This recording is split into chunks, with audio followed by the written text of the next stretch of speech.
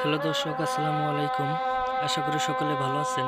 তো দর্শক, দেখতে পাচ্ছেন আমরা কিভাবে মূলা গাছ চাষ করে থাকি। তো বন্ধুরা, আপনারা যদি এই মূলাগুলো চাষ করতে পারেন, তাহলে বন্ধুরা এই মূলাগুলো ভালো দামে বিক্রি করতে পারবেন এবং সেইগুলো যদি আপনারা বিক্রি করে ভালো টাকা ইনকাম করে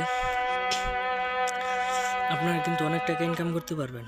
তো বন্ধুরা, অনেক গরিব কৃষকেরা রয়েছে, তারা কিন্তু এই মূলাগুলো চাষ করে ভালো ধরনের লাভবান হয়েছে। তো বন্ধুরা, আপনারাও এই ধরনের মূলাগুলো চাষ করে ভালো ধরনের লাভবান হতে পারবেন।